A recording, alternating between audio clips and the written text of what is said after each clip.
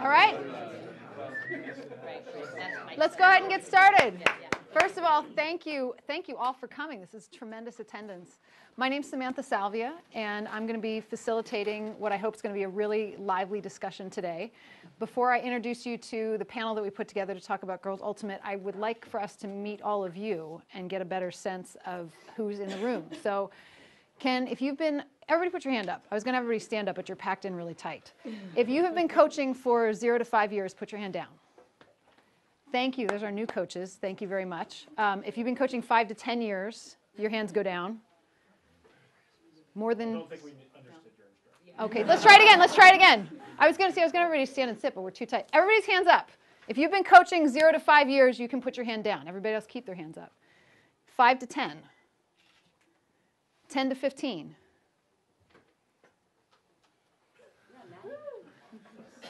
Winner! Wow, impressive. How long have you been coaching? Probably about 20 years. 20 years. That's fantastic. That's fantastic. So there's a tremendous amount of coaching experience in this room, and we've put together a very interesting group of panelists. But really, this is about what's going to be helpful to you in hearing about all of us bringing this conversation together. So I could spend all day introducing these folks, and I'm really excited for you all to meet each other because I know each of you through different ways. I'm just going to highlight a couple things on each person's resume just so you get a sense of who's here. So many of you probably know Matty Sang, and you might know that he's been coaching Fury for 8 years with 7 national titles and 2 world championships, which is not why I invited you to this panel.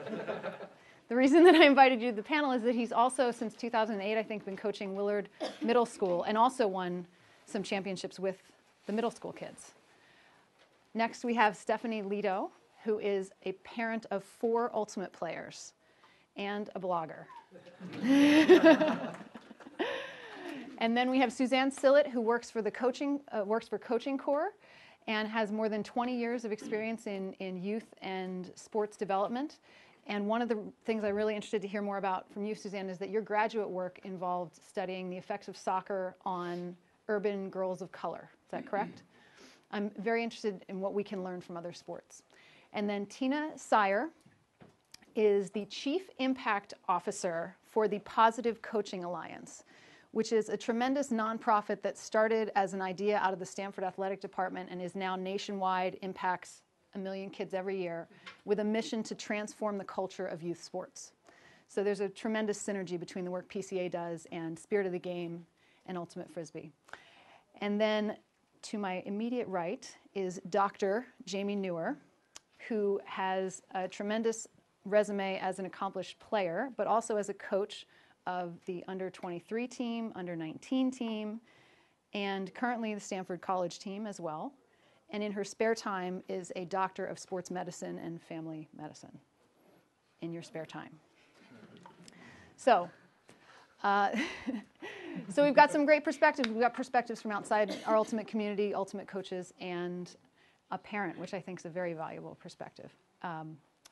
I have a list of topics that the panelists, we've been kicking around, but I'm most interested in hearing what you want to hear about, because I think we're probably only going to get to maybe 3 or 4 of these, depending.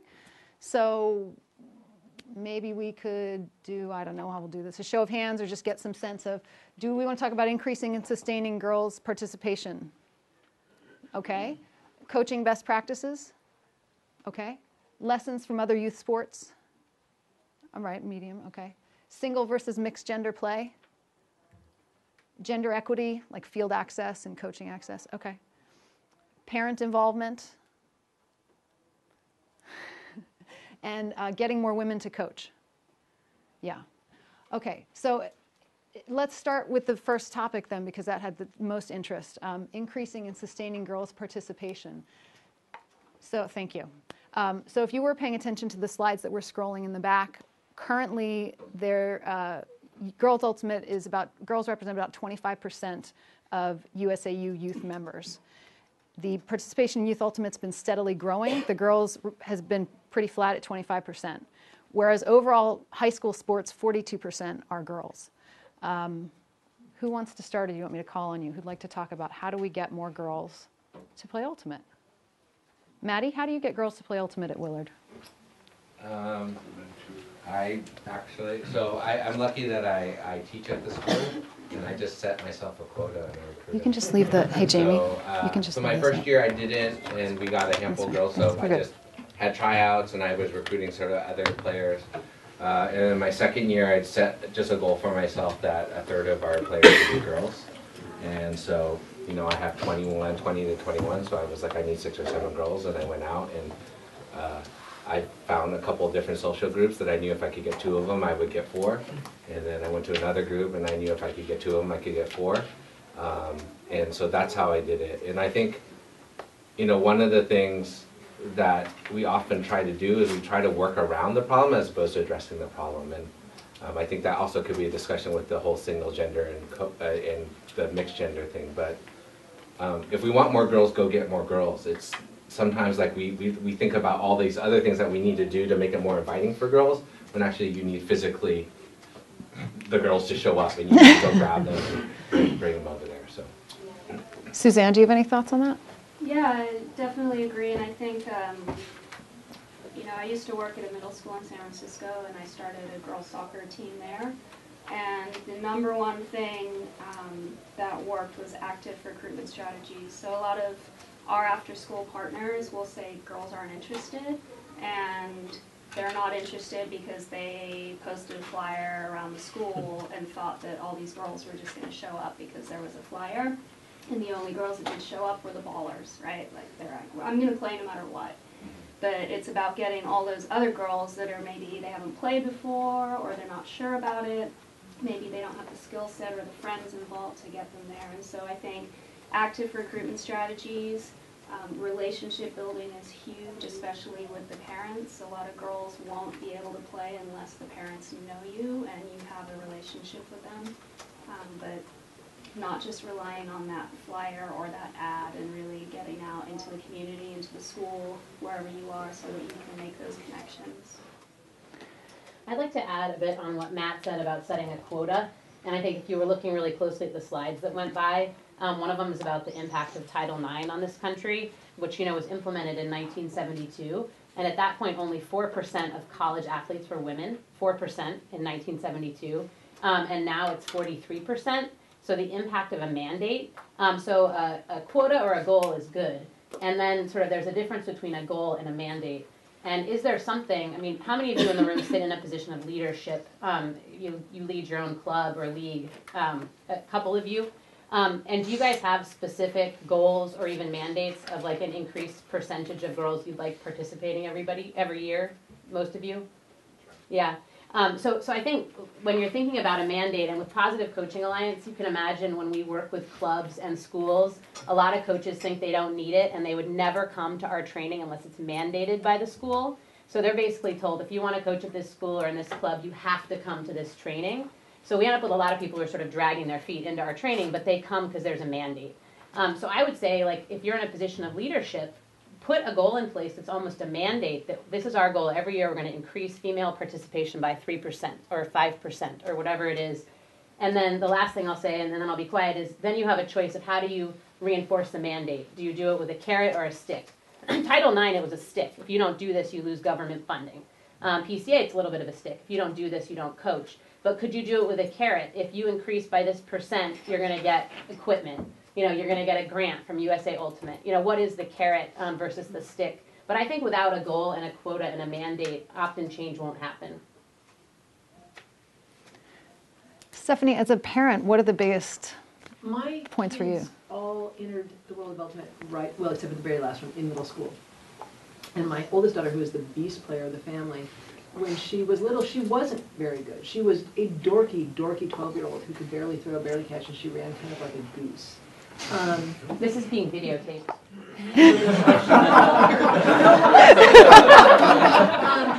But she was fortunate enough to get into a program that at the time had incredibly strong top-down coaching, of possibly the best I've ever seen in any program, where it was all about culture.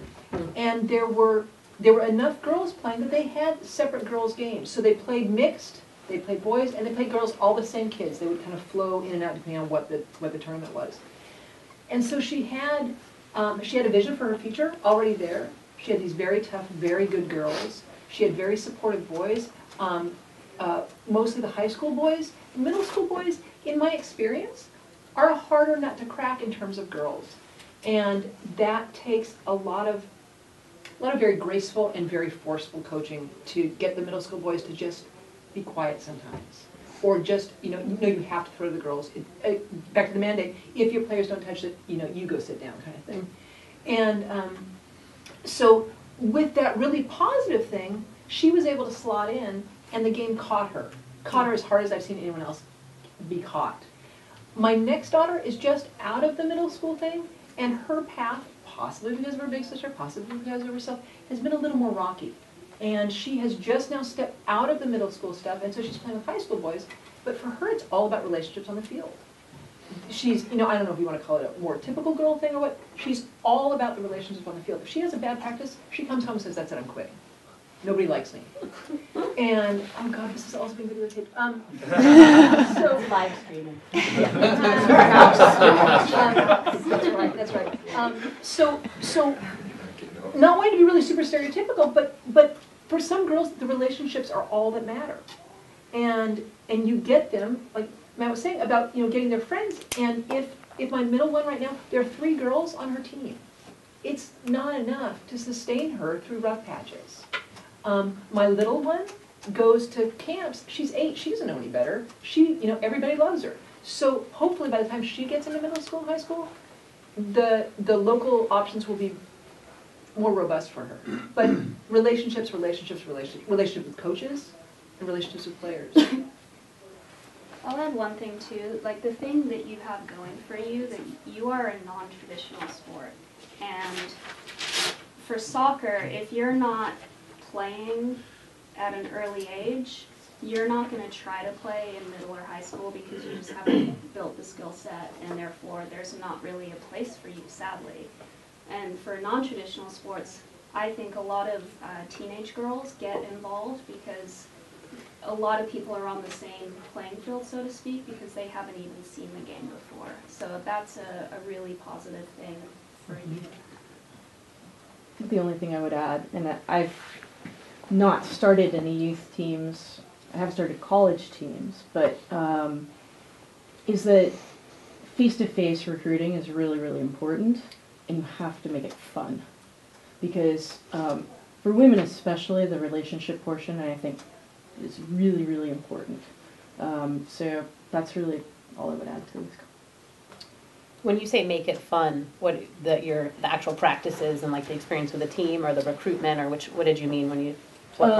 All of it. Mm-hmm. I mean, really, and make it a lot about the relationship, especially in the beginning, because that's how you're going to get people sort of hooked into the sport. And later, you can be tougher on them, but you got to get them hooked first. Otherwise, like a non-traditional sport, you'll lose them. I think the other. Oh yeah, Mike.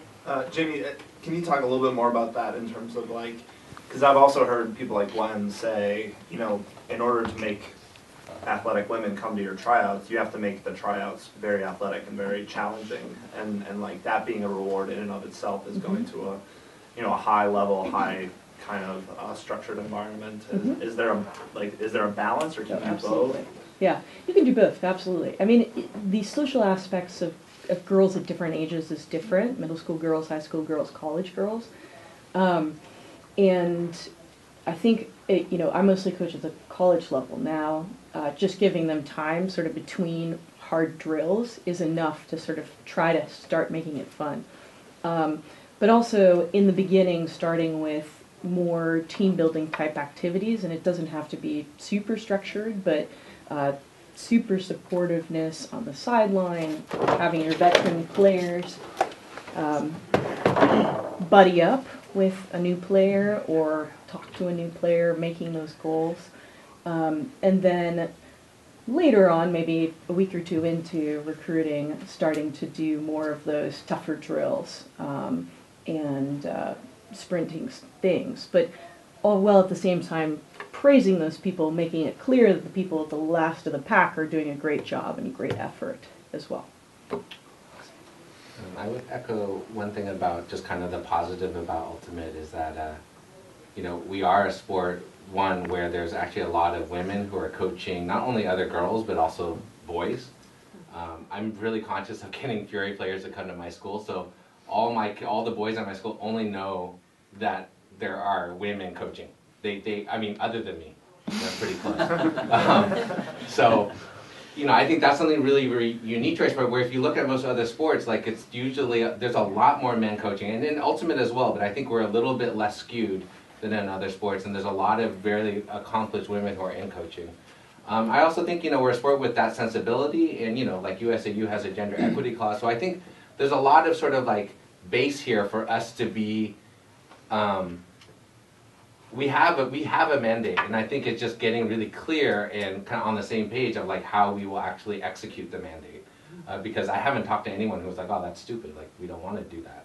Like, let's just build our program, so.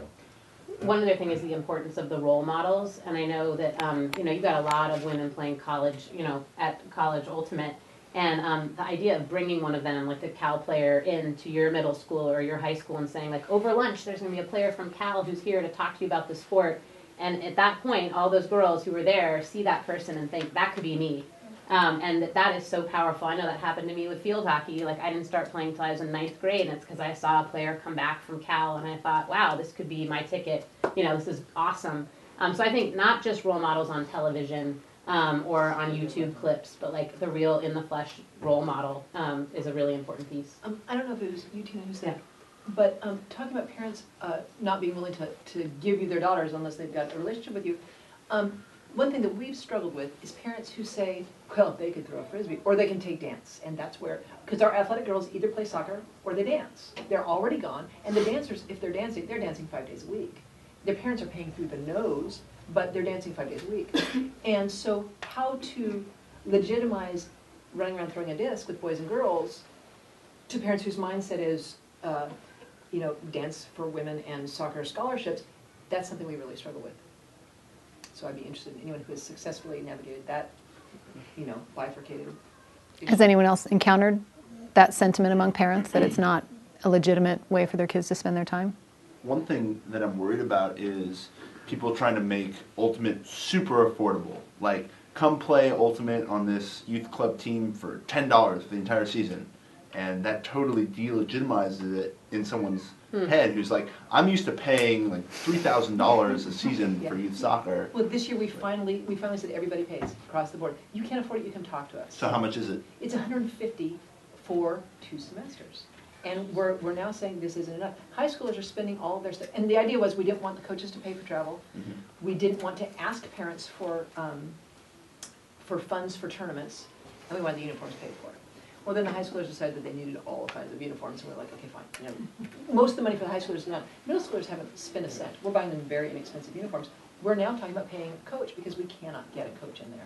And we've had some parents who are balking at it, and some parents who are like, we pay 3 times as much.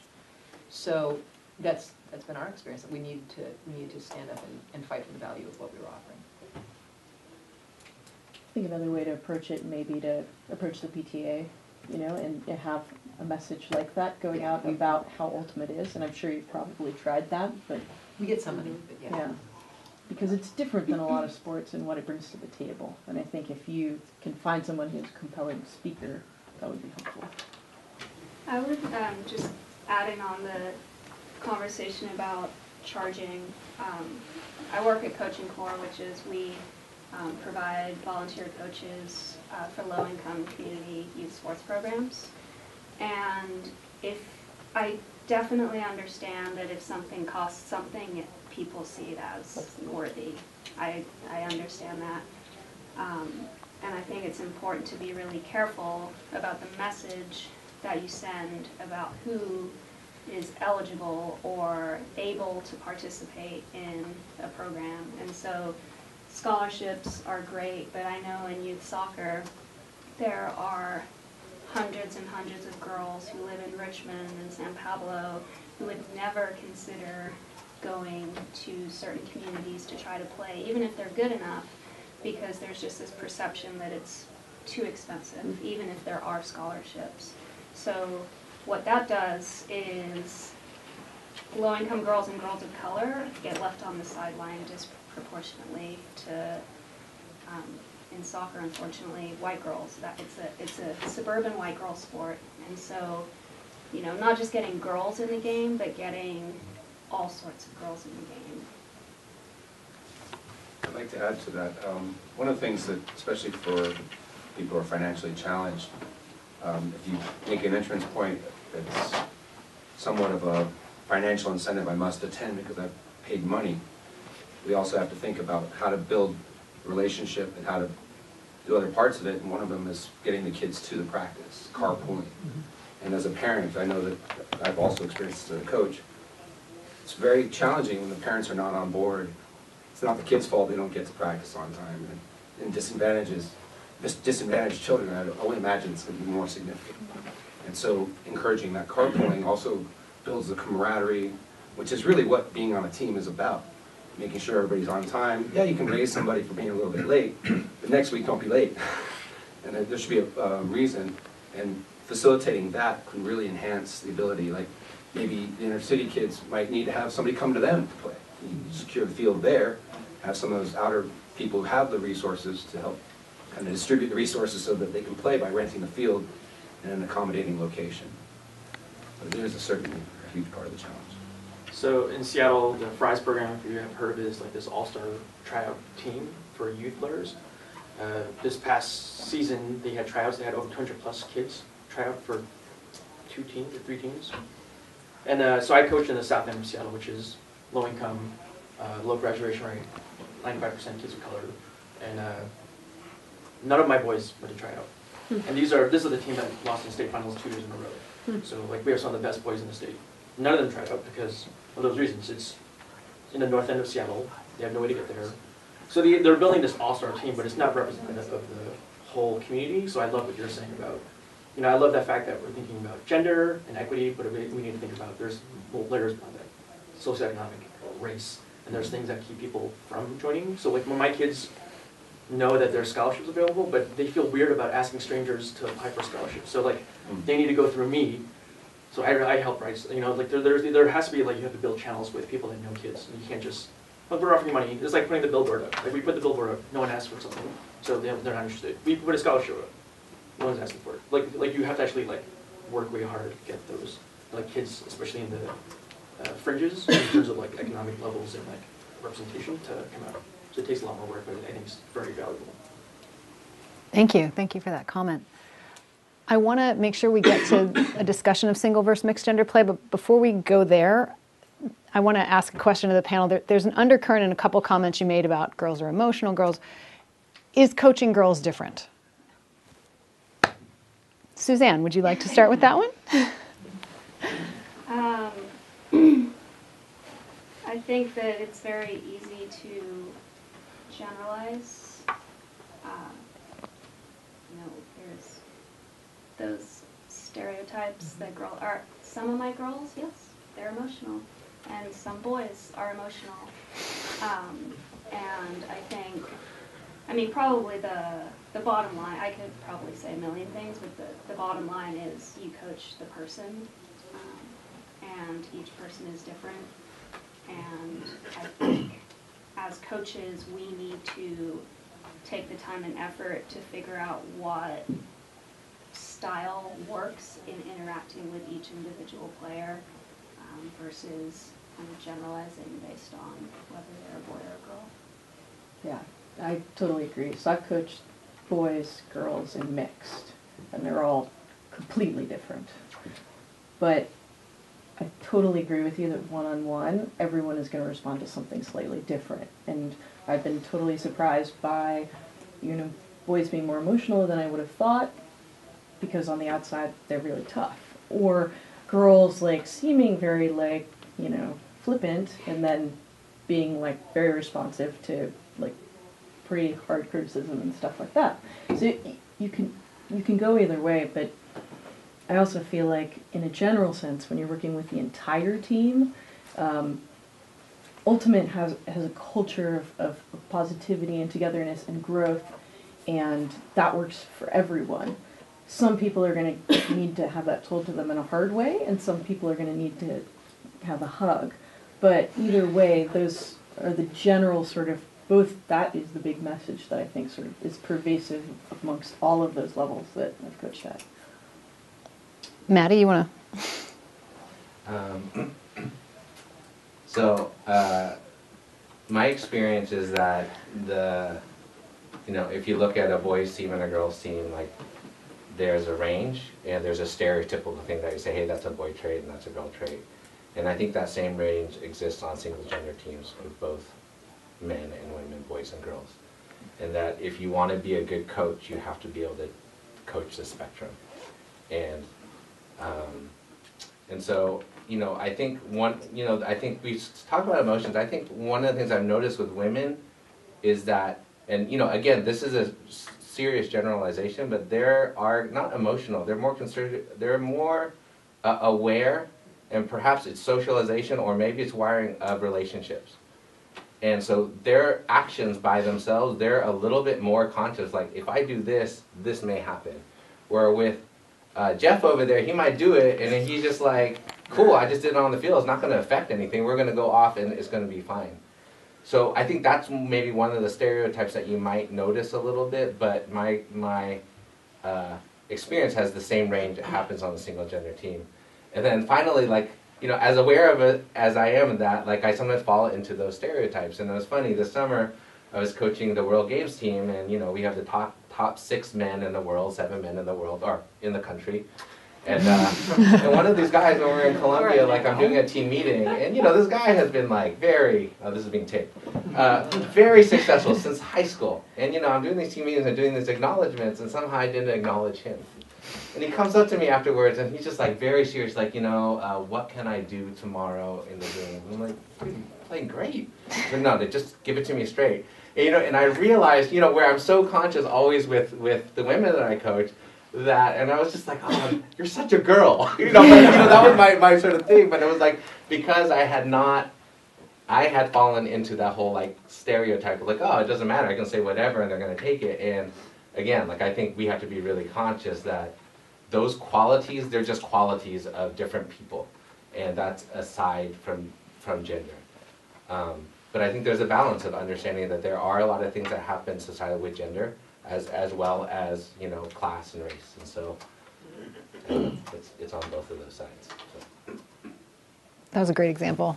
I'm gonna call on your husband. Anyone else have a comment? Anyone? You in the back. So just one more thing on the participation side. You guys have talked a lot at kind of the interpersonal level or the team level or the your organization level in terms of how to increase and sustain participation.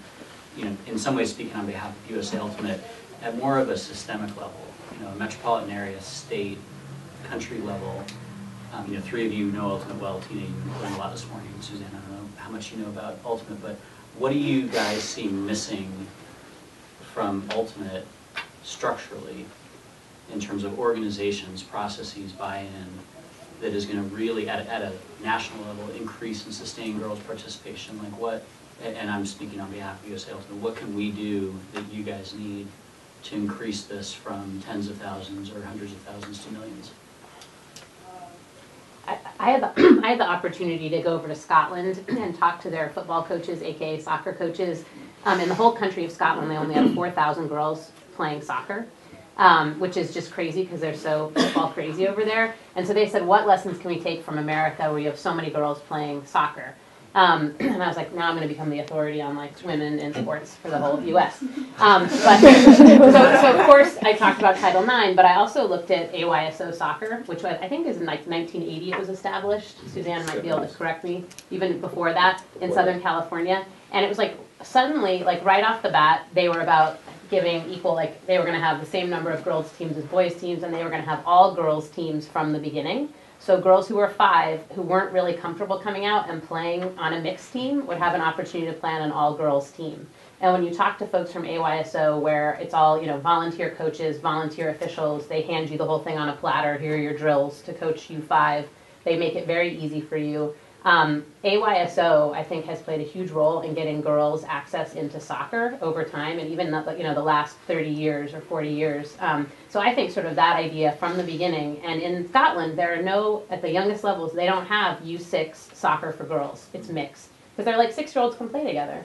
But I think that they're missing something there about actually having an opportunity where the girls are really comfortable at the youngest ages. So one of the things I wrote to talk to you about is studying like AYSO and what did they do when they grew, you know, since then that you might be able to learn from.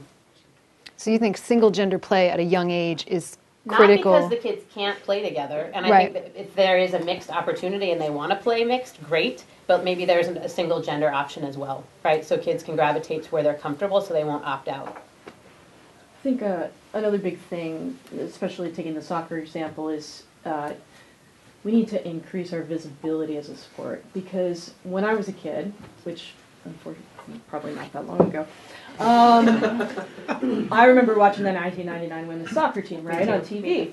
And I was like, I'm playing soccer, I'm done. I was like, and I wasn't even that good at soccer. But, you know, we have to increase our visibility and presence. And I know right now, you know, is circulating around, you know, the mixed team winning at Worlds, and that, you know, might be like the team of the year for non-Olympic sports, which is great. But I think we have to get more visibility of women's sports. And USAU has an equity clause, but I also challenge USAU to make the equity clause mean something in terms of scheduling with ESPN. Because as we become a more professionalized sport, men's sports tend to get the better time slots, etc. You know, it's stuff that people have been talking about. But if you want women playing, you have to have positive women role models that are awesome and badass and cool, so that all those other kids that are growing up want to play that sport. And you know, and change can happen really quickly. I'm always relying on you for my dates. Is it 91 that was the first Women's World Cup? Yeah. In 91, we won the World Cup, right, in Norway, and it was a one-page article in Sports Illustrated, but I still remember I was a senior in high school reading that article in SI, because there are never any women's sports. Look where we are today for the Women's World Cup and selling out the Rose Bowl. That's not that long ago. So I think if you think about Ultimate in 20 or 30 years, why can't that be Ultimate? Right? Right. And what Jamie said, when I was a child, which was longer ago than when Jamie was a child, and I was in Southern California, I remember the kids who played soccer were always a little odd. You know, this wasn't a normal sport. It was that fringe sport. And my kids, I look at them now, I'm like, you guys don't understand. Right now, Frisbee is exactly where soccer was. And I was in a cutting edge place in Southern California. We were always ahead of stuff. But it was new, and I was aware of, as a kid, that was new. Now, my kids like, of course people play soccer. You know, it's just part of the fabric of their lives. There's no reason. Frisbee doesn't mean, Frisbee can't be there. There's no reason for that. So change does happen fairly quickly. So I have a question about, obviously, we do not have access to ESPN to make them put girls' sports out there. Is there things that we can do at the local level to make the girls' sports more visible? Yeah, you can make sure that their fields are scheduled well. You can make sure that the final game of the tournament is the women's game instead of the men's game. I'm not on your panel, but I'm a parent. I would strongly suggest every coach get to know a sports writer in your community. And email that sports writer once a week what your team is doing. And if you're going to be in a tournament, come invite them. Can you bring a photographer? And if they can't bring a photographer and they don't want to write the article and send a photo with it. Stephanie's blog is in your program, and that went viral. That's a great piece of work. That's Yeah, thank you. I got it in my local paper just by sending Stephanie's article. So that is a huge relationship, because the sports writers don't care about Ultimate. Really, at this point, once we become an Olympic sport, they will. But if you can just find one person, one new journalist, I would do it. Another suggestion, which is, I know as a player, we oftentimes had guest coaches come in to give a clinic just during a practice for an hour and a half, or half a practice on footwork or throwing in the wind or defensive positioning or whatever. If you're the coach of a boys or mixed team, making sure that the people you're bringing in are women who are club players or college players or women's coaches who could be giving those clinics to boys or mixed teams, and sort of in the way that Maddie's doing with his kids, having these women come in and be the role models. I think for boys to see that, boys to see their male coach giving that, ceding some of that control and giving that respect to a woman who could come in and give a clinic would go a long way. Absolutely. Well, talk about systemic issues. Ultimate's not the only sport that has trouble getting women to coach and sustain women coaching. Do you have ideas? How do we get more women to coach? The AYSO in San Carlos, they've started a program where they actually realized they had a ton of XD1 soccer players in their community who are moms who weren't coaching. And there are all these dads who've never played soccer before who are coaching. And so they have done, going back face to face saying, like, I know you played at Santa Clara, can't you come out and coach a YUCC soccer team? And being asked, right? And so I think that it is sort of turning that stereotype of who the typical youth coach is. I coached my son's kindergarten soccer team this fall, and the other parents in his kindergarten class thought I was like, it was so amazing that a mom was coaching the boys team. And these are 5-year-olds. So, it's like as a woman coaching those teams, it is sort of an uphill struggle. But I think the idea of recruiting former collegiate ultimate players to be coaching in the community, because we're now getting old enough, we have our own kids, and committing to actually coach our own kids, and it's not always sort of the guy's job to do the coaching. I think bringing former players that you've coached back. So I coached soccer at Berkeley High. My assistant coach played for me at Berkeley High. She is, the JV coach now. She's my assistant coach, and we're the only 2 female coaches in our entire league, and it's something that I feel really proud of. And so, if you have players who graduate out of your program or bringing high school players down and working with middle schoolers, just to kind of show them what it's all about and to get them excited and involved. And the players will respond much differently to those role models that are closer to them in age, and it's a positive thing. I think that they'll need a lot of guidance and structure from you, but that's an easy way to bring female coaches up and get them excited about being involved. In Seattle, this is a 5th year, we run something called the AllGirl Everything Ultimate Program, and it's through a community center. It's in the South End, and so half the program starts in the fall, and it's 8th grade girls up to seniors in high school, and they can participate. And half the session is playing Ultimate, and with like Riot Women or with UW Women or like Underground Women. But then the other half is youth development. But then in the spring, that position switches, and these 8th graders to 12th graders, they actually run Ultimate clinics for elementary schools all throughout Seattle. Cool. And so they're building that role modeling of ready. Like we already, like some of those girls who are now freshmen in college are running high school programs in the Seattle. So like you're already building, like thinking about like not just like a year from now, 2 years from now, but think about like 5 years from now, 10 years from now. Like how do you build that ability to create that peer mentorship, which is so important? Because when middle school girls, 9th graders, 10th graders are working with elementary school kids that might be their siblings, like they realize like, man, I can be in a position of power, I can be a coach or leader, and I can do that in my college team, I can do that as a coach for high school kids later on. So like you guys can build that pipeline like early. Mm-hmm. I think you recruit women coaches the same way you recruit middle school girls, which is make it fun and make it a group activity. I mean, because the thing is, I got sucked into coaching from a male counterpart who knew that I had played at a high level, and I was just starting medical school and wasn't sure I wanted to do that. And he was like, "Oh, just come out. It'll be fun."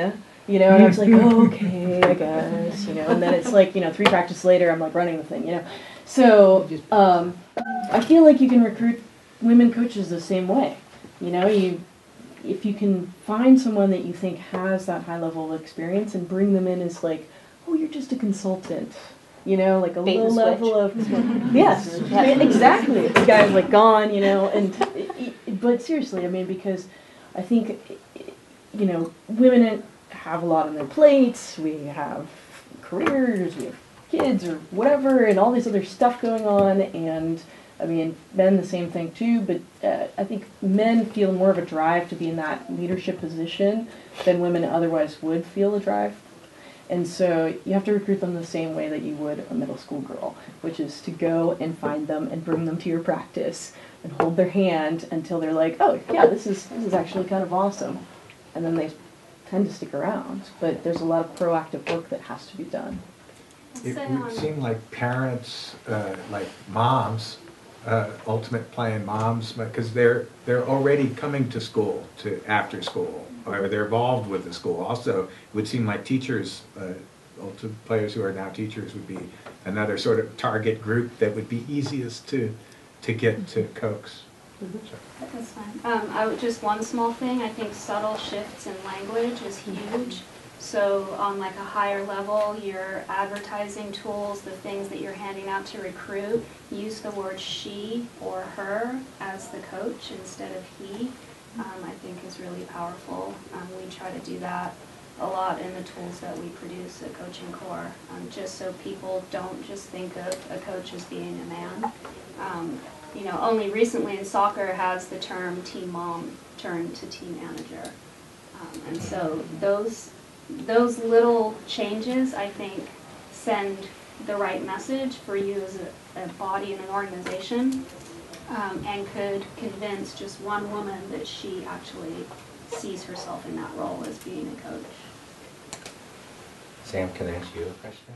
Yes. I have ulterior motive too. Are you going to ask me why I'm not coaching? Yes, Sam. Why aren't you coaching, Sam? This desk is getting hot. Getting it on camera. You know, oftentimes I've heard that one of the barriers to, you know, women coaching with families is that they're the caregiver and sort of these sort of traditional roles. So I'm wondering if you feel like that's a legitimate barrier to getting, you know, women such as you who've had a great career and we would love to have you coaching. Like, what do you think? Like, what is that? And then Mike can respond to that. Wow, and this is on tape. We'll defend you. That's great.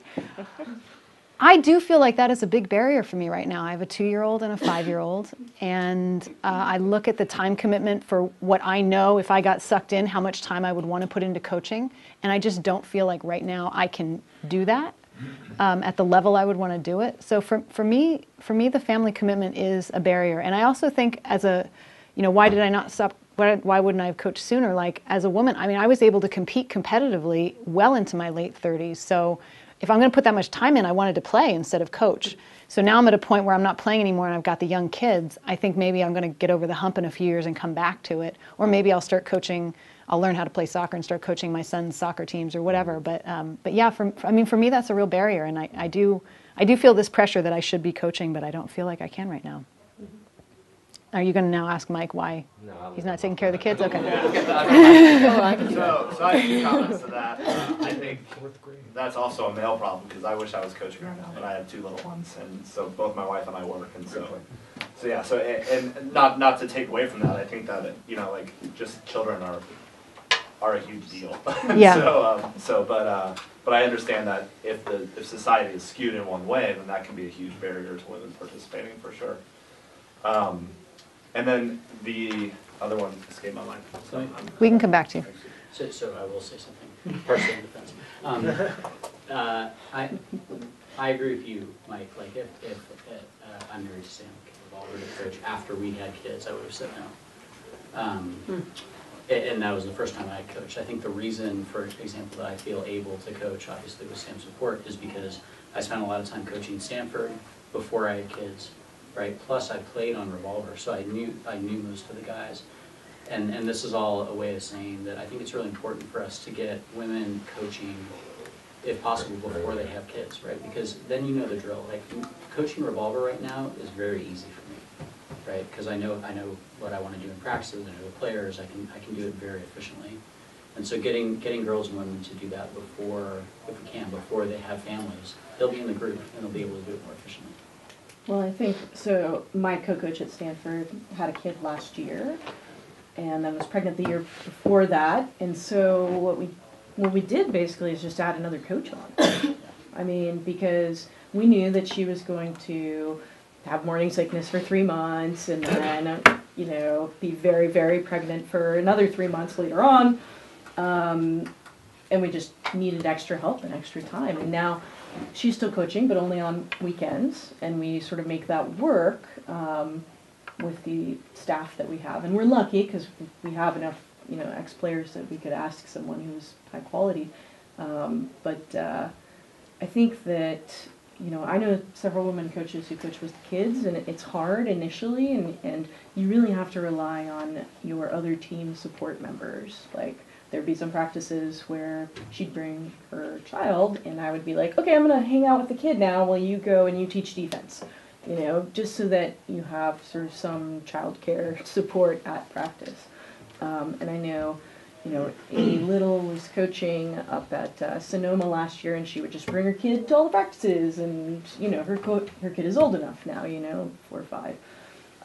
So it just depends on what you have in terms of staffing, but it certainly can work. But I think, Mike, I think your point is a good point. It's hard once you have kids in the picture and a career and everything. Well, and to Mike's point, I don't think we're talking about Robin Knoller, who's a very successful coach at Stanford. I don't think she would have started coaching after she had kids. No. But because she's been coaching for 10 years now, how long has she been? Like she coached me. Right. Like so what, 14. 2 years ago? When did she start? Yeah. Yeah. So, I mean, yeah, so I think that's a really valid point. We got to get coaches started sooner, just like we need to get kids started sooner so they'll keep playing. It's the same.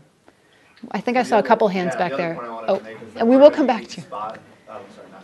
We're in a unique spot as a sport where we have a ton of people who are coaching age still playing very competitively and continuing to play very competitively into their late 40s and 50s, early 50s. And so that is a unique challenge that Ultimate has, is keeping that player spirit alive, whereas we don't have the same coaching. I was going to address the same point. I actually asked a question to USA Ultimate people, but I want to touch on something else.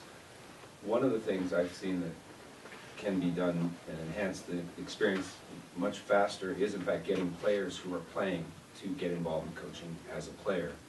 If you do that, teaching somebody, in fact, old school players, I believe, I recognize him from my college playing days. Older school players might recognize back in the day when there weren't even established coaching ideas for Ultimate. And it was actually older players grabbing people to come join us. I got a friend who I like drinking beer with. Hey, before we drink beer, let's throw a Frisbee around. And if he was athletic, or she was athletic, she would come and join me. And then Ultimate really grew out of that kind of mentality. And I think that coaching, you can actually enhance your coaching, your playing ability while you're playing to coach by just teaching something. You actually learn a lot. And you also learn about dealing with multiple personalities and how to manage each type of personality, emotional or hardcore out exterior, soft interior.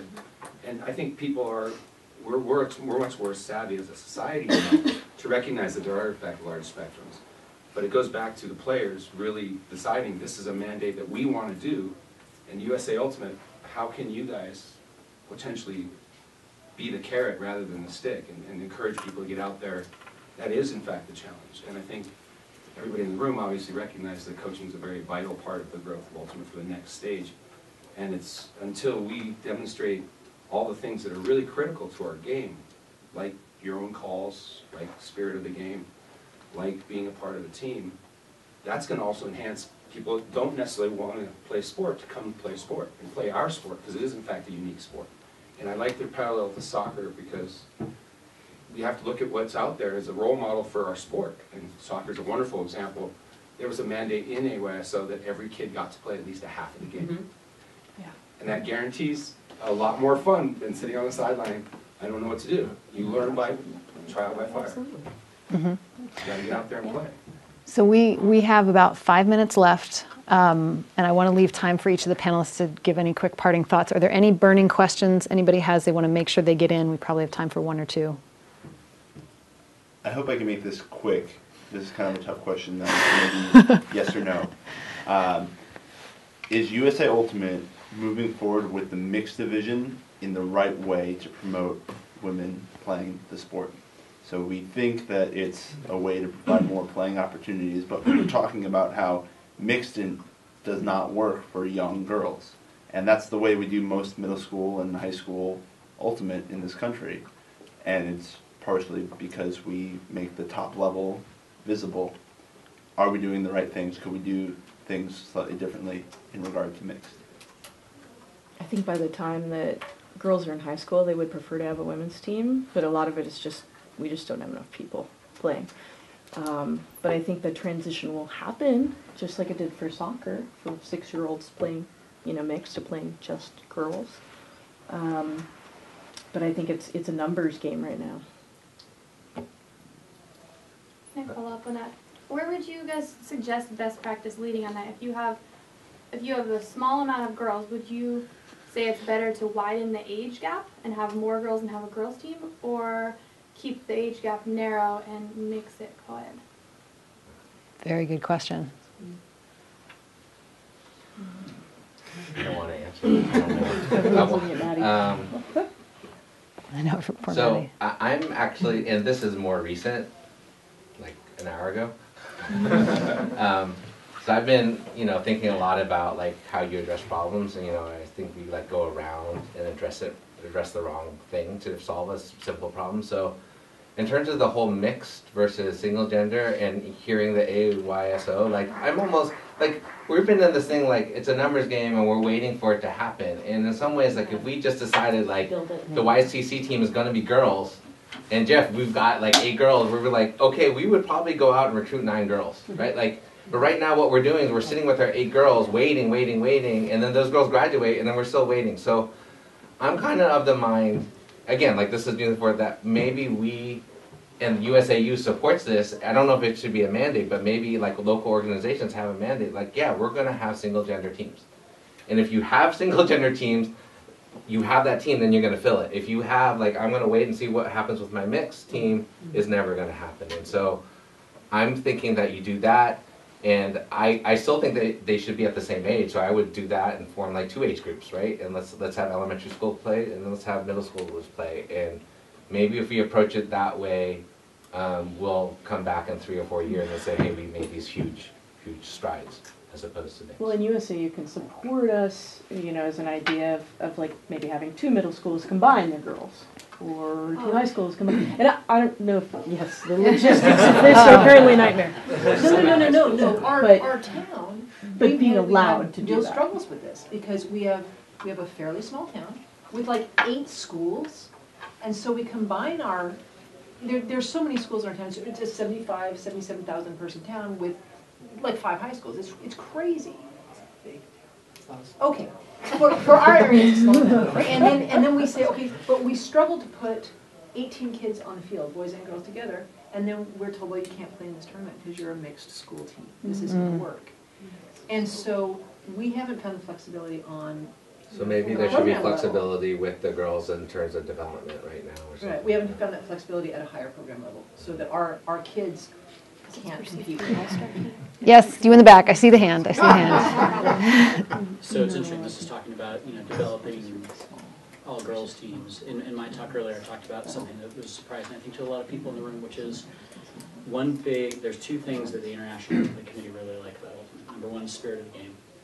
They really like it. It's aligned with the Olympic ideals. The second thing is that it's the only sport they've ever seen where the top level can be played excitingly in a mixed fashion. Right, and in some ways we've been having discussions at USA Ultimate with ESPN and with the US Olympic Committee and with the IOC about a future in which the most visible way our sport is displayed is mixed. And I'm curious about the panelists, your opinion on that. Is that okay? Should we as USA Ultimate and community support that? Or should we actively steer away from that so we achieve the vision that soccer has, which is 2 distinct but very successful gender divisions? In 30 seconds or less. Discuss. Do you mind if I answer that question? So, it's a free for all. I coach both a open high school team and a new girls club team that we just started. That was a combination team of all the girls in my town, because we couldn't get enough girls on any one team. And so I've seen the girls playing with the boys before and after having their own team. And they have so much more fun on the girls' team. They just have unbelievably more amounts of fun. And so that's kind of my response to that. I would say, I mean, to respond to you, I'm sorry, I don't know your name. It's our job to provide girls the opportunity. And I mean, I know not much at all about Ultimate, and I come here from a soccer background, but you know, the middle school team that I worked at, I had 4 girls on my team for a month, and boys asked to play, and I said no. And they asked again, and I said no. And I put blood, sweat, and tears into getting more and more girls, and by the end of the season, we had 20. And so it takes so much work, and that's the work that we have to be willing to do if we want girls to have their own space to play. And I don't necessarily have the ability to answer your question per se, because I don't know your sport well enough to give an informed answer, but girls deserve their own space, and it's our job to provide it to them, no matter how difficult it is. And you may only have 4 girls forever, and that makes it difficult. There are many challenges, but if you keep working at it, and keep using active recruitment strategies, and keep getting your girls, your 4 girls, to bring a friend the next day, and then bring another friend the next day, you will build it, and you can really be pioneers in growing this game that you love so much for girls. I think we got to wrap it up. I wish we could keep going. This discussion was everything that I hoped it would be, and I want to take time for everybody to have a chance to thank everybody on our panel.